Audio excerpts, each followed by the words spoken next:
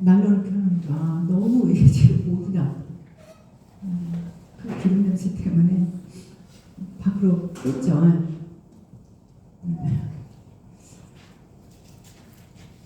지금 여러분들도 다 그러시죠. 제가 앞에가 있다 보니까 이게 다 앞으로 와가지고 여러분 혹시 여러분이 그리스도인이라는 이유 때문에 어떻게 고통을 좀 당해보신 적이 있습니까? 있어요. 이제 영적으로 좀 깨어있는 분들은 그런 고통을 조금 경험할 수도 있습니다. 근데 그냥 내가 그리스도인인지 그냥 일반인인지 구분 없이 사는 것은 또 그런 어떤 고난의 깊이를 경험을 못하실 수도 있습니다. 그래서 여러분, 많은 그리스도인들이 그 당시에는 이 그리스도인이라는 이유 하나 때문에 차라리 심하게 고통을 당하고 있는 세상에서 살아가고 있었습니다. 그들은 또 이 인내해야 된다는 이유 때문에 그들 중에 어떤 사람들은 믿음이 흔들리기도 했습니다. 여러분, 우리도 똑같습니다. 우리도 똑같이 그런 시련이 오게 되면 우리의 믿음도 흔들릴 수도 있습니다. 또 우리가 여러분, 우리나라도 지금은 너무나 우리가 믿음 생활하기 좋은 나라이지만 우리나라도 언젠가는 여러분 그런 시련의 날이 닥쳐올지도 여러분 모릅니다. 오늘 사도가 그러한 날이 우리에게 닥쳤을 때 또 그 당시에 에베소 교인들이 그러한 일에 처하고 있었을 때 우리는 그러면 어떻게 대비를 해야 하는가를 가르쳐주고 있습니다. 여러분, 그리고 또 그런 문제를 떠나서라도 우리가 이 구원에 대한 이 위대함, 이것을 숙고한다는 것보다 또 더 유익한 것이 여러분 없습니다. 우리가 올바르게 하나님을 찬양하고 또 하나님을 경배할 수 있으려면 여러분 반드시 여러분이 이 내용을 바르게 이해할 수 있을 때만 가능합니다. 여러분들이 성경을 얼마나 올바르게 알고 있느냐에 따라 오늘 여러분들이 이 말씀을 가지고 바울이 감탄한 것처럼 감탄과 감격을 할 수가 있습니다. 그런데 도대체 말씀을 보면서도 전혀 나에게 울림이 없고 감동과 감탄이 없다는 것은 여러분이 지금 성령의 인재를 경험하지 못하고 계시다는 것입니다. 오늘 사도는 에베소 교인들에게 하나님께서 그들에게 복음을 전달하시기 위하여 특별히 고안해내신 방법에 대해서 상기를 시켜주고 있습니다. 사도는 모든 사람 중에서 자기가 특히 에베소에 있는 그들에게 복음을 전할 수 있는 위대한 특권을 부여받았다고 이야기를 합니다. 또한 자기는 이렇게 또 이야기를 합니다. 사도가 여러분 지금 자기에 대해서 이렇게 이야기하는 이유가 분명히 있습니다. 자기는 주님께서 육체로 거하실 때, 그러니까 주님께서 이 땅에 계실 때 다른 사도들처럼 주님과 함께 있지 않았고 주님께서 이 세상에서 다른 사도들에게 말씀하신 것과 같은 위임의 명령을 받지는 못했다고 그럽니다. 그러면서 나는 그렇지만 다른 사도들과 동등한 사도라고 이야기를 합니다. 사도가 이렇게 말하는 이유는 분명한 여러분 목적이 있습니다. 그는 다메섹 도상에서 특별하게 계시를 받습니다. 그리고 다른 사도들과 같은 사도가 똑같이 됩니다. 또 그는 자기가 받았던 그 계시를 받았던 그 계시 속에서 엄청 기뻐하고 있다는 것입니다. 여러분, 오늘은 사도에게 계시된 그러면은 우리는 비밀의 이 본질에 대해서 우리가 알아야 하지 않겠습니까? 도대체 사도는 어떤 계시를 받았으며 그 비밀에 대한 본질을 어떻게 이야기를 하고 있는지 여러분 우리가 알아야 할 것 같습니다. 바울은 3, 4절에서 3, 4절 한번 보시면 비밀이라는 단어를 2번을 사용을 합니다. 첫째로 한번 보시면 같이 보시겠습니다. 첫째 3절에 보시면 곧 계시로 내게 비밀을 알게 하신 것은 그럽니다. 그러니까 바울에게 하나님께서 계시를 통해서 알게 한 것이 있었다는 것이죠. 그것이 바로 5절 말씀입니다. 이제 그의 거룩한 사도들과 선지자들에게 성령으로 나타내신 것 것 같이 다른 세대에게는 사람의 아들들에게 알리지 아니하였으니 이 말씀에 여러분 주목을 하고 계셔야 합니다. 그래야 오늘 말씀을 바르게 여러분들이 이해할 수가 있습니다. 여러분 우리는 다 예수를 믿는다 하고 주 안에 있다고 이야기들은 합니다. 그런데 여러분들이 이 교리에 대해서 제대로 알지 못하면 자칫 잘못하면 신비에 빠지기가 너무나 쉽습니다. 그리고 이 신기한 것에 마음을 빼앗길 수 있기 때문에 이 바울이 지금 이렇게 권면을 하고 있는 것입니다. 여러분 초대교회의 사도들의 가르침은요 하나님 계시의 최절정이라고 할 수가 있습니다. 그리고 완성입니다. 이것을 여러분들이 잘 들어야 합니다. 최절정이고 완성이었다는 것은 더 이상의 하나님의 말씀은 계시가 없었다는 것입니다. 그러면서 3절에 이렇게 기록을 하죠. 내가 이미 대강 기록함과 같으니 이렇게 이야기를 합니다. 이것은 어떤 기록이었냐면요. 이방인들이 복음으로 말미암아 그리스도 예수 안에서 함께 상속자가 되고 함께 지체가 되고 함께 약속에 참여하는 자가 됨이라 이것을 기록했다는 것입니다. 여러분 사도는 두 가지 지금 이렇게 다른 사항에 대해서 비밀이라는 단어를 사용을 하고 있습니다. 여러분 비밀, 여러분들도 비밀을 갖고 계시죠? 비밀 가지고 계시죠? 뭐 예를 들어서 남편이지만 아내이지만 자녀이지만 우리가 누구나 말 못할 비밀을 가지고 있습니다. 그런데 우리 인간이 가지고 있는 비밀과 너무나 차원이 다른 비밀을 오늘 사도가 이야기를 합니다. 이 비밀은 지금 하나님께서 계시해 주신 이 비밀은요. 인간 자신의 노력, 인간의 이성이나 인간의 위대한 과학으로는 깨달을 수가 없다는 사실입니다. 그것은 오직 성령에 의해서만 계시됨으로 알 수 있다고 바울은 이야기합니다. 그러면 베드로전서를 한번 볼까요? 베드로전서 1장 12절 말씀을 보시면은 이 섬긴 바가 자기를 위한 것이 아니요 너희를 위한 것이니 계시로 알게 되었으니 그러니까 우리를 위한 것이 계시로 알게 되었다는 것이죠. 이것은 하늘로부터 보내신 성령을 힘입어 복음을 전하는 자들로 이제 너희에게 알린 것이요 천사들도 살펴보기를 원하는 것이니라. 이 구원이라는 게 여러분 이 비밀이라는 게 얼마나 위대한지 천사들까지도 살펴보기를 원했다는 것입니다. 그러면 또 4절의 비밀이 또 하나가 나오는데 4절의 이 비밀이라는 단어는 여러분 그리스도의 비밀입니다. 우리는 그것을 일반적인 비밀이라고 볼 수도 있습니다. 그러나 바울은 5절, 6절에서 기술하고 있습니다. 그 비밀을.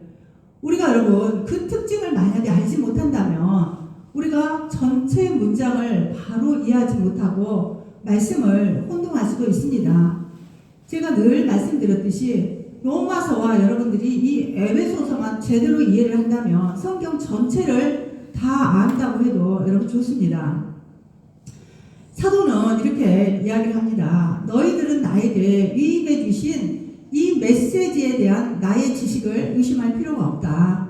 그러니까 나는 완벽한 지금 메시지를 전하고 있다는 것이죠. 여러분 우리가 반드시 알아야 될 게 있습니다. 이단들이 이것을 많이 사용을 하고 있는데 사도직에는 반드시 이 반복이 있을 수가 없습니다.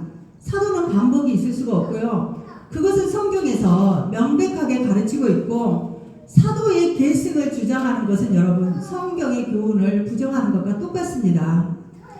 이 사도의 이 직에 대해서 그 진리는 여러분 단번에 영원히 계시되었던 것입니다. 그래서 더 이상 계시가 필요하지가 않습니다. 그런데 이단들은 어때요?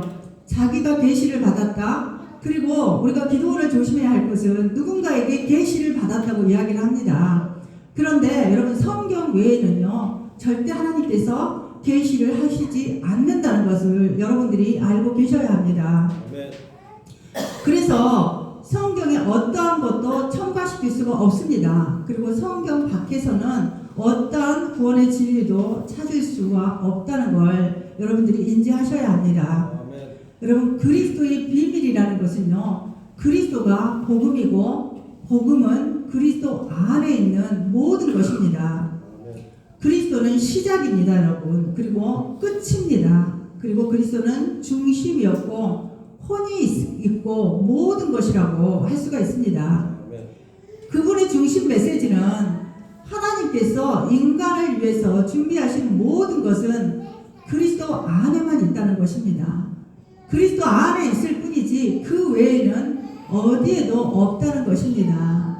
그래서 골로새서는 이렇게 기도를 합니다. 골로새서 2장 3절 말씀해 보시면 그 안에는 지혜와 지식의 모든 보화가 감추어져 있느니라 그럽니다. 여러분, 밖에는 없다는 뜻입니다. 이게 디모데전서에서 사도는 디모데에게 이렇게 이야기를 합니다. 이제 디모데가 목사로서 장로와 집사를 임명하는 일과 그 밖에 다른 일들을 지시를 합니다. 디모데가 살아계신 하나님의 교회요 진리의 기둥과 터인 하나님의 집에 대해서 어떻게 행하여야 할 것을 알게 되기를 바울이 바라고 있습니다. 그렇게 이야기를 한 후에 바울은요 벼랑간에 이렇게 이야기를 합니다. 디모데전서 3장 16절을 보시면요 크도다 경건의 비밀이여 이렇게 이야기합니다. 여러분 지금 바울의 한번 이야기를 보십시오. 크도다 경건의 비밀이여 그렇지 않다는 이 없도다. 그는 육신으로 나타나는 바 되시고 영으로 의롭다 하심을 받으시고 천사들에게 보이시고 만국에서 전파되시고 세상에서 믿음 바 되시고 영광 가운데서 올려지셨느니라. 다시 한번 여러분 같이 읽겠습니다. 왜요? 여기에 복음이 다 들어가 있거든요. 한번 같이 읽겠습니다. 크도다 경건의 비밀이여 나타난 바 되시고 영으로 의롭다 하심을 받으시고 천사들에게 보이시고 만국에서 전파되시고 세상에서 믿음 바 되시고 영광 가운데서 올려주셨느니라. 이게 여러분 복음입니다. 그리스도께서 이 세상에 오신 일은 역사의 여러분 모든 사건 중 얼마나 많은 사건들이 역사 속에 있으니까 그 모든 사건 중에 지극히 장렬하다는 것입니다. 너무나 감격스럽다는 것입니다. 그래서 바울은 이 말을 나는 하지 않을 수가 없다는 것이죠. 여러분 하나님께서 인간에게 베푸신 구원의 놀라운 방법이 지금 바울이 말한 그 비밀이었습니다. 하나님께서 행하신 방법이 여러분 비밀입니다. 아멘. 주 예수 그리스도 안에서 그를 통하여 일어난 모든 일이 여러분 비밀입니다. 여러분 참으로 이건 놀라운 비밀입니다. 여러분들은 지금 그 비밀을 여러분들이 알고 계신 것입니다. 그런데 그 비밀을 알고 계시면서 여러분들이 감격을 하냐는 것입니다. 어떻게 감격이 됩니까? 아멘. 아멘. 여러분 이것은요 오직 성령만이 주실 수 있는 조명과 계시입니다. 성령께서 여러분에게 이걸 조명해 주지 않으신다면 여러분은 예수 그리스도를 경험하지도 구경도 못했을 것입니다. 그리고 예수 그리스도를 알지도 못했을 것입니다. 우리가 다시 한번 살펴본다면 여러분 한 아이가 베들레헴에서 태어나서 부위에 뉘어졌습니다. 어린아이가 태어나는 것은 흔히 있는 일입니다. 그런데 성경은 한 아이가 태어났다고 이야기를 합니다. 여러분 날마다 수천 명의 어린아이가 태어납니다. 그러나 베들레헴에서 태어난 그 아이는 영원한 하나님의 아들이기 때문에 그렇습니다. 그 비밀은 그분의 한 인격 속에 두 본질이 있다는 것입니다. 그는 하나님이시며 여러분 사람입니다. 두 본질이 그 안에 있지만 그는 두 인격이 아니고 한 인격이라는 것입니다. 여러분 어떻게 이해할 수가 없습니까? 이해가 되지 않습니까? 이해가 되지 않죠. 물론 인간의 이해로는 여러분 이해할 수 없는 일입니다. 그리고 이해할 수도 없게 되어 있습니다. 만일 우리가 자기의 지성만으로 그런 개념을 나는 이해하고 파악할 수 있다고 여러분들이 생각을 한다면 여러분 다시 한번 생각해 보는 것이 좋을 듯 싶습니다. 여러분 이것이 성경에서 말하는 이것이 경건의 비밀입니다. 지금 바울은 그 누구보다도 깊은 통찰력을 가졌다고 볼 수 있는 사람인데 그 바울은 조용히 말씀 앞에 물러섭니다. 이 위대한 구원의 말씀 앞에 물러서서 그가 하는 것은 크도다 경건의 비밀이여라고 이야기를 합니다. 아멘. 여러분, 이렇게 고백할 수 있다는 것은요, 하나님을 바르게 아는 사람만이 고백을 할 수가 있습니다. 이 비밀이 사도에게 드러났습니다, 여러분. 그리고 사도는 한 인격 속에 두 본질이 있다는 사실을 알게 된 것입니다. 여러분은 그러면은 그분이 누구인가를 명확하게 여러분 알고 계십니까? 알고 있습니까? 아멘. 아멘. 여러분들이 명확하게 이분을 알고 계셔야 돼요. 만약에 누군가가 여러분에게 그러면은 그분이 누구냐? 예수 그리스도가 어떤 분이냐? 그렇게 여러분들에게 말한다면 여러분들이 명확하게 정확하게 이야기를 할 수 있어야 합니다.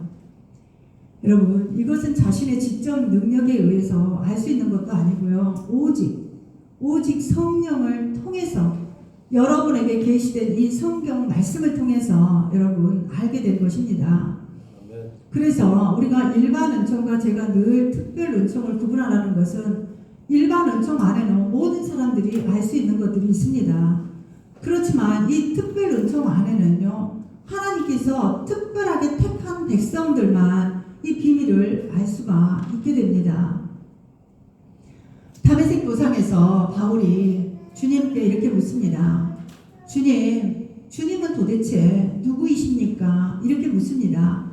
그럴 때 예수님이 이렇게 대답을 합니다. 나는 네가 핍박하는 예수다. 이렇게 이야기를 합니다. 여러분, 그것이 그리스도의 비밀입니다. 이것이 하나님의 여러분 구원 방법입니다. 하나님은 여러분 전능하신 자입니다. 그리고 영원하고 영존하신 분이십니다. 그분에게는요, 열방이 저울의 티끌 같습니다. 그리고 그 앞에는 열방이 아무것도 아닙니다. 여러분, 없는 것 같이, 이 열방을 없는 것 같이, 빈 것 같이 여기는 분이 그리스도 예수이십니다. 무에서 그분은 유를 창조해 내십니다. 그리고 그분이 빛이 있으라 이렇게 이야기를 하니까 빛이 있었다고 말씀하신 분이 바로 하나님이십니다. 여러분, 하나님의 구원 방법은요, 한 연약한 어린아이의 그리스도의 비밀 속에 있습니다. 우리가 다 알기는 압니다. 알기는 알지만 이것을 정말 깊이 여러분들이 가슴 깊이 감탄하고 감격하고 감사하고 있냐가 여러분 문제인 것이죠. 무엇보다도 연약했습니다. 그리고 그분은 한 아이로 태어나서 너무나 무기력했습니다. 어느 것보다 작았습니다. 그리고 너무나 무방비한 상태에 있었습니다. 우리가 이사야 53장 2절 말씀을 한번 보시면은 그는 주 앞에서 자라나기를 연한 순 같고 마른 땅에서 나온 뿌리 같으며 고운 모양도 없고 풍채도 없은즉 우리가 보기에 흠모할 만한 아름다운 것이 없도다 그럽니다. 여러분, 그것이 바로 하나님의 방법입니다. 또 여러분, 그 안에서 일어난 일이 또 하나가 있습니다. 엄청난 일입니다. 이것도 바로 성육신입니다. 하나님께서 아기로 태어나시기 위해 여러분 한번 생각해 보십시오. 그분이 이 땅에 죄인들을 위해서 아기로 태어나시기 위하여 그분은 이 영원한 이 영광의 휘장을 버리셨다는 것입니다. 그 휘장이 여러분, 그 휘장을 버리고 이 땅에 오셨다는 것이죠. 그리고 나서 계속해서 그분은 어떤 삶을 여러분 사셨습니까? 겸손과 인내가 필요했습니다. 얼마나 또 많은 박해를 당했습니까?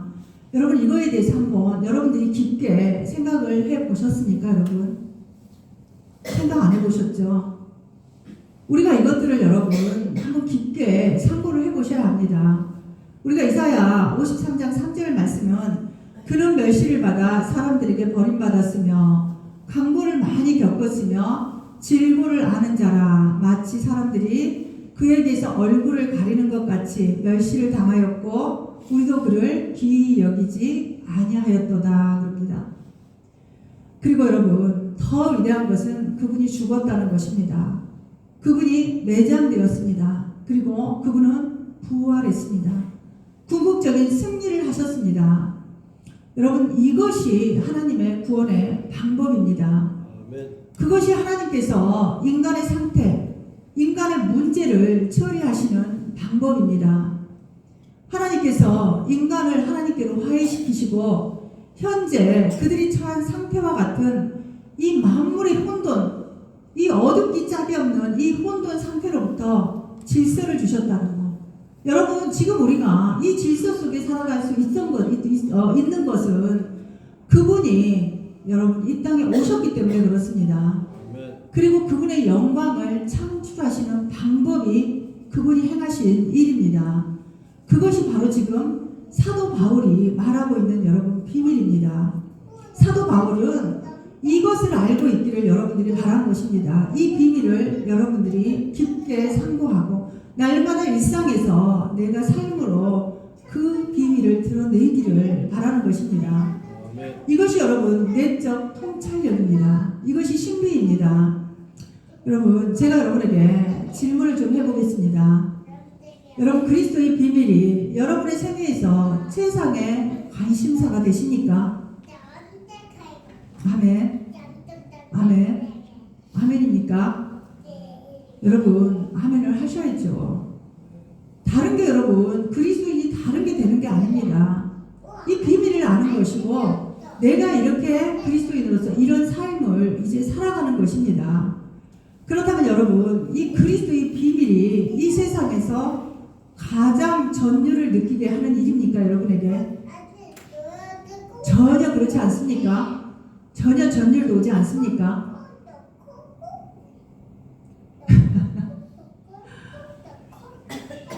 여러분 강단에서 선포되는 말씀이요. 여러분 이게 선포돼야 돼요. 여러분이 그냥 은혜 받았다. 아멘. 뭘로 아멘 하시겠습니까 여러분? 이걸로 아멘 하셔야죠. 이것이 여러분 중심에 있어야 합니다. 그리고 여러분의 삶에 최우위를 여러분 점하고 있어야 합니다. 여러분의 사고 중심에 있어야 할 일이 여러분 이것입니다. 성경은 이렇게 이야기를 합니다. 그리스도께서 언제나 그 중심 위치에 있다고 여러분 말씀합니다. 그리고 우리가 찬송도 여러분 항상 그 중심에 그 예수 그리스도의 경이로움을 바라보고 노래하고 있음을 우리가 알아야 합니다. 다소의 사울이 꿈꾸어온 최후의 이게 사건이었습니다. 여러분 오직 그분 안에서만 제 용서가 가능하다는 것이죠. 그리고 영원한 영광에 대한 소망을 얻을 수 있다는 것입니다. 세상에는 여러분 완벽한 문장, 완벽한 형식 우리는 많이 마주합니다. 여러분 그렇지만 그 안에서 여러분들이 생명을 찾을 수 있습니까? 세상에 어떤 완벽함이도 여러분 그 안에는 생명이 없습니다. 오직 예수 그리스도 안에만 생명이 있다는 것을 여러분들이 날마다 인지를 하셔야 합니다. 그렇다면 이제 한번 특별한 비밀을 한번 생각해 볼까요 여러분? 사도는 3절에서 말한 특별한 비밀을 5절 6절을 한번 보시겠습니다. 이렇게 이야기를 합니다.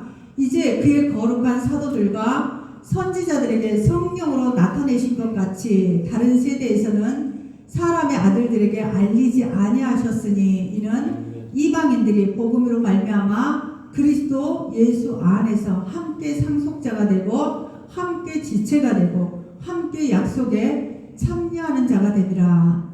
지금 이것을 제가 여러분 반복하는 것은 비밀이기 때문에 여러분 반복하는 것입니다. 그리스도인으로서 우리가 삶을 살아가고 여러분들이 그리스도인으로서 즐길 수가 있으려면 여러분 이 교리를 바로 우리는 알아야 합니다. 사도의 말은 이런 겁니다. 전에는 그러니까 구약에서는 완전하게 계시가 되지 않았다는 것입니다. 그렇지만 신약에 지금에 와서는 완전히 이 하나님의 계시가 드러났다는 것이죠. 예수 그리스도가 이 땅에 오심으로써 부분적으로 계시되었던 것이 이제는 완전하게 계시가 되었다는 것입니다. 전에는 암시적이고 상징적이었던 것들이 이제는 완벽하게 밝혀진 것입니다. 그래서 사도는 교회가 하나님의 나라라는 것입니다. 구약 성경에서는 유대 민족들이 그 나라였지만 이제는 구세대는 끝났다. 이렇게 지금 바울이 확언을 하고 있습니다. 여러분, 교회가 그래서 얼마나 여러분 어떤 곳인지를 여러분들이 알아야 합니다. 교회가 어떻게 세워졌는지, 교회를 통해서 하나님께서 어떤 일을 하고 싶으신지 여러분들이 이걸 아셔야 여러분들이 교회에 헌신할 수 있고 여러분 충성할 수가 있습니다. 그런 교회는 여러분들이 왔다 갔다 하는 그런 곳이 아닙니다. 그런 종교 생활을 하는 곳이 여러분 교회가 아니라는 것입니다. 우리가 마태복음을 보면 마태복음 21장 43절에 보시면 기록된 주님의 예언이 성취되었다고 이야기를 합니다. 한번 볼까요? 그러므로 내가 너희에게 이르노니 하나님의 나라를 너희는 빼앗기고, 유대인들은 하나님의 나라를 빼앗기죠. 그리고 그 나라에 열매 맺는 백성이 받으리라 그럽니다. 아멘. 베드로는 또 유대인과 이방인들로 구성된 교회에 대해서 특별한 방법으로 설명을 합니다. 베드로는 출애굽기 19장 말씀을 인용해서 이야기를 합니다. 택하신 족속이요 왕 같은 제사장이요 거룩한 나라요 그의 소유된 백성이니. 여러분, 이게 교회입니다. 이게 교회의 현재적인 상태라고 베드로도 이야기를 합니다. 그러면서 바울은 한 걸음 더 나아갑니다. 그러면서 뭐라고 이야기를 하냐면 함께 약속에 참여하는 자가 된다고 말을 합니다. 우리가 여러분 두 가지 의미를 볼 수가 있는데 갈라디아서 3장 14절입니다. 갈라디아서 3장 14절 함께 보겠습니다. 이는 그리스도 예수 안에서 아브라함의 복이 또 우리가 믿음으로 말미암아 성령의 약속을 받게 하려 함이라. 지금 함께 약속에 참여하는 자 그러죠. 지금 갈라디아서에서 예수 안에서 아브라함의 복이 이방인에게 미치게 한다고 이야기를 하고요. 또 우리로 하여금 믿음으로 말미암아 성령의 약속을 받게 하려 한다고 이야기를 합니다. 이것이 여러분 아버지의 약속이고요. 구약 성경에서 계속 나타냈던 사상입니다. 이걸. 그리고 베드로도 오순절날 이렇게 설명을 합니다. 베드로는 이렇게 이야기를 합니다. 곧 선지자 요엘로 말씀하신 것이라 이렇게 이야기를 합니다. 그러면서 아버지의 약속은 성령에 부어주신 그로 인해서 나타난 모든 결과라고 베드로는 이야기를 합니다. 그러면서 사도행전 2장 17절 한번 말씀을 보겠습니다. 하나님이 말씀하시기를 말세에 내가 내 영을 모든 육체에 부어주리니. 여기서 여러분 하나님의 영 성령을 모든 육체라고 이야기를 합니다. 그냥 일반적으로 특정한 육체가 아니라 모든 육체에 부어주리니 너희의 자녀들은 예언할 것이요 너희의 젊은이들은 환상을 보고 너희의 늙은이들은 꿈을 꾸리라. 아멘. 여러분 이렇게 하나님의 영 성령을 이렇게 부어주셨는데 정말 이런 능력이 그리스도인들에게 나타나는가가 여러분 문제입니다. 전혀 나타내지를 못하고 있다는 게 여러분 문제죠. 너희와 함께 이제 약속에 참여한 자이고 유대인과 똑같이 성령의 충만함을 받았다고 지금 에베소 교인들에게 바울이 말하고 있는 것입니다. 더 큰 약속을 또 말합니다. 더 큰 약속은 부활과 하나님의 아들의 영광스러운 왕국에 대한 또 약속을 베드로는 이야기합니다. 여러분 이게 그리스도인들의 소망입니다. 그래서 바울은 아그리파 왕과 베스도 앞에서 자신을 변호하면서 분명하게 이렇게 이야기를 합니다. 사도행전 26장 6절에서 8절 한번 말씀을 같이 보겠습니다. 이제도 여기 서서 신문 받은 것은, 그러니까 내가 여기까지 끌려와서 너희 앞에서 신문을 받은 것은 하나님이 우리 조상에게 약속하신 것을 바라는 까닭이니. 조금 전에 그 말씀드렸던 그 소망을 바란다는 것입니다. 이 약속은 우리 12지파가 밤낮으로 간절히 하나님을 받들어 섬김으로 얻기를 바라는 바인데, 아그리파 왕이여 이 소망으로 말미암아 내가 유대인들에게 고소를 당하는 것이니이다. 지금 바울은 이방인들도 함께 그 지금 잡혀서 이렇게 아그리파 왕과 베스도 앞에 서 있는 것입니다. 그러면서 당신들은 하나님이 죽은 사람을 살리심을 어찌하여 못 믿을 것으로 여기니까 그럽니다. 아멘. 여러분 그 약속이 무엇입니까? 무덤을 정복했다는 것입니다. 모든 인간의 두려움은 여러분 무엇입니까? 죽음입니다. 근데 예수 그리스도께서 죽음과 그 무덤을 정복했다는 것이죠. 그리고 생명과 영원한 빛을 가져오실 메시아가 오신다는 게 여러분의 소망이 되어야 합니다. 아멘. 그리고 부활의 약속, 최후의 부활을 우리는 받을 것입니다. 여러분 의가 거하는 새 하늘과 새 땅을 여러분 지금 바울은 영광스러운 왕국에 대한 약속을 여러분 이야기합니다. 여러분 어떻게 이 소망을 여러분들이 갖고 계십니까? 아멘. 여러분 그리스도인이라면 이 소망을 갖고 계셔야 돼요.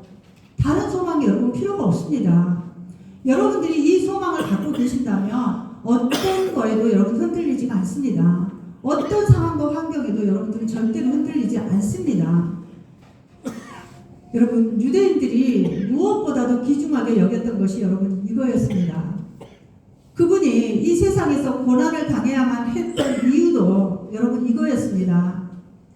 그래서 히브리서 11장에서 그러죠. 히브리서 11장은 믿음장인데 믿음의 선진들은 이렇게 봅니다.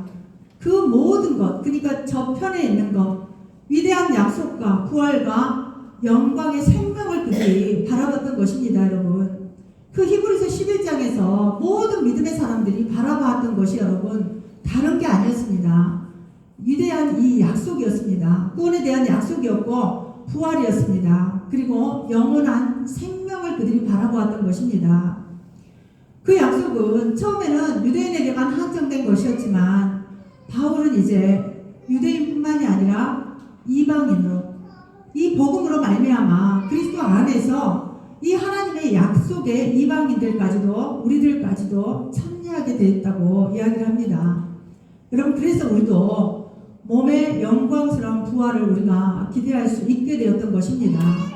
이 약속이 이방인들에게 주어지지 않았다면 여러분 우리는 소망도 희망도 없습니다. 그렇지만 궁극적으로 우리가 몸의 부활을 우리가 이 영광스러운 부활을 우리가 받을 수 있다는 이 소망을 우리는 가질 수가 있게 된 것입니다. 여러분 우리가 이 의로운 세상 그러니까 의가 거하는 새 하늘과 새 땅에 대한 소망을 우리는 가질 수 있어야 합니다. 여러분 여기서 아멘이 크게 나오셔야 하는데 지금 여러분들이 제가 표정을 보니까 너무 지루하고 답답하고 이게 무슨 말씀인가? 지금 늘 들었던 말 아닌가? 지금 여러분들이 이런 표정이에요. 근데 맞아요 여러분. 늘 들었던 말씀은 분명히 맞습니다. 근데 우리가 늘 듣고는 있었지만 이것에 대한 소망과 그들처럼 이것을 바라보고 살아왔냐는 것입니다. 그렇다면 여러분들의 삶이 아마 달라졌을 것입니다. 여러분들이 어떤 상황에서도 흔들리지 않았을 것입니다. 지금까지 우리가 바라본 소망이 여러분 이 소망이 아니었기 때문에 우리가 두려웠고 세상의 상황 앞에서 우리는 흔들릴 수밖에 없었던 것입니다. 우리 안에 이 영광의 소망이 되시는 그리스도께서 여러분 거하십니다. 그리고 우리는 이렇게 함께 약속에 참여한 자가 여러분 되었습니다. 일반적인 비밀로서 그리스도의 비밀이 그 하나였습니다. 여러분. 그리고 또 하나는 하나님의 목적이 이제 교회 안에 나타났던 것입니다. 그래서 교회 안에서 역사하고 있다는 특별한 비밀입니다. 여러분 교회 안에서 이런 능력과 이런 역사가 드러나야 합니다. 그런데 여러분 교회에서는 점점점 능력은 상실되어 가고 오직 세상에서 세상 것들이 다 교회 안으로 들어와서 세상의 프로그램이나 세상의 어떤 시스템을 우리가 여러분 교회 안으로 지금 교회가 세상을 변화시켜야 되지만 세상이 교회를 변화시키고 있습니다. 여러분 이게 너무나 안타까운 일입니다. 그래서 우리가 이제 그리스도인으로서 여러분 강력하게 우리가 주장해야 할 것이 바로 오늘 바울이 말한 이 비밀과 이 소망입니다. 여러분 모두에게 이 소망이 있어서 여러분의 정체성을 바로 알고 세상에 나아가 이 비밀을 전하고 이 소망을 증거하는 여러분 모두가 되시기를 예수 그리스도 이름으로 축복드립니다. 기도하겠습니다.